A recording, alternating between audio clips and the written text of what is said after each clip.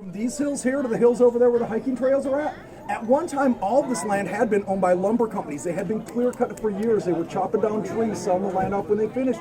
A guy named George Prather bought this land because he wanted to build a family home in the flatland, and that's where a gift store sits. But when him and a group of surveyors came out to mark property lines, those are the people who discovered the mystery spot. They noticed three things. First thing that they noticed weird, as they started walking up this hill, it felt harder to go up than any of them imagined. And I know some of us might be thinking walking uphill is always hard. And the older you get, the harder it becomes. But to them, it was like a force pushed against them. Second, compasses gave funny readings. Sometimes a slight 2 to 3 degrees off. Other times, other locations, 180 degrees off. So sometimes south appeared to be north. North would appear to be east. Yes, I don't care what you say as long as you say something. Interactive tour. I'm just trying to get you warmed up. But you know what? Gold star for you, because that actually is east. Third, they noticed the weirdness did not happen all over George Prather's land, but it was only over here in a small zone. That's why we call this the mystery spot. From where we're gathered now, it's about 300 feet straight across. There's an invisible circle that goes up this hill. It wraps behind the cabin we're going into later, comes down this other hill, splits these trees, and then continues. They mark the boundaries with these blocks. So everything on this side of the blocks is in the mystery spot. Everything over here is outside the mystery spot. As we enter the mystery spot, this is when things happen. You might notice it, you might not. It's very slight. Outside, I stand tall and straight. I enter the mystery spot, and I start to develop a slight 2 to 3 degree tilt. Sir, if you didn't notice, I can point out the trees, okay? This one outside, tall and straight like a redwood should. This large one develops a slight 2 to 3 degree tilt.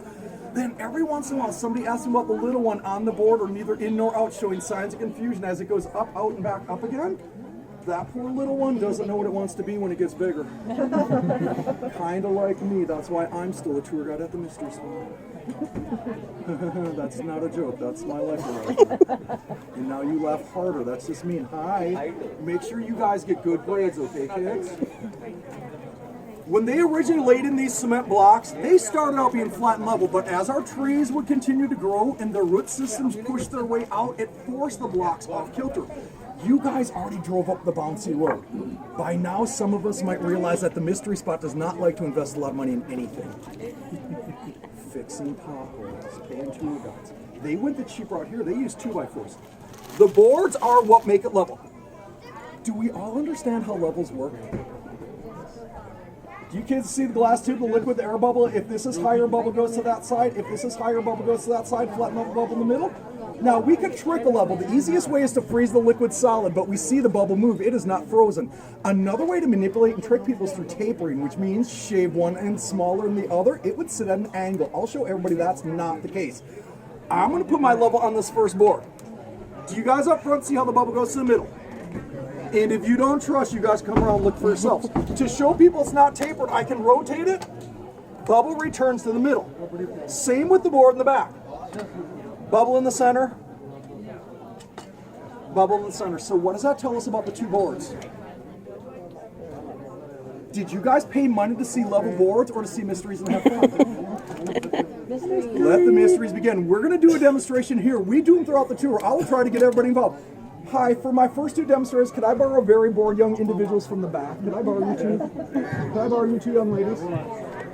Could I ask that you two carefully stand on these boards, one on one side, one on the other, face each other like you're wearing the same pair of skis and look straight ahead. Hi, little ones, pay attention. I'm grabbing you kids next, so watch what these two big kids are doing, okay, you guys? I'm going to talk slow in case somebody wanted to bring up a camera to take pictures. Hint, hint. Hi. Right now, you guys are pretty close to the same height, seeing things eye to eye. Would you guys agree with that? Look straight ahead. You're a little bit taller, she's a little bit smaller. Could I have you guys switch places with each other?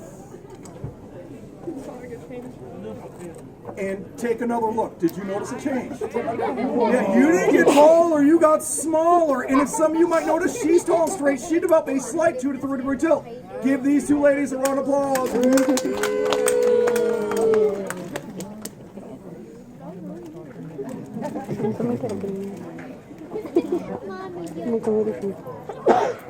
This might not work. We're going to try this though, okay? So, young man, you're already looking over the top of the head by a couple inches. Young miss, it looks like your eye level might be right at the collar of his t-shirt. Could I have you guys exchange sides? And look again, did you notice a change? I see you smiling because it looks like your eye level is now raised up to his chin. You're still taller, but no longer looking well over the top of the head. Give these two a round of applause. Woo! He got smaller. One on one side, one on the other. This might not work. We're going to try this one, okay? Because you're already well over the top of the head. It looks like your eye level might be like right at the zipper pull on the hoodie. I have you guys switch. And no mystery, you're still short. It's the mystery spot, not the miracle spot. But your eye level is now raised up to the collar of the hoodie. Give these two a round of applause. Come here, you two. Get up here. Don't hide. It's not for you. It's so Dad can take pictures. Let's do this. Do you guys know each other? Because you guys got matching tennis shoes, matching tops, everything. Look straight up. So you are a little bit taller at the hairline and you're a little bit smaller looking at the nose. Could I have you ladies exchange places with each other?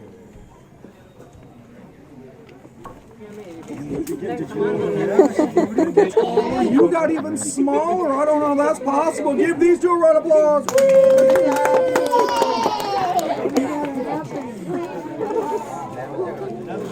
It works for big kids too. All right. So how do you guys know each other? You're dating, then look lovingly into each other's eyes like you used to when you first met them, didn't you? All right, so young man, you are looking right above the eyebrows at the forehead, and young miss, it looks like you're looking at the nose. Would you guys agree? I have you guys switch.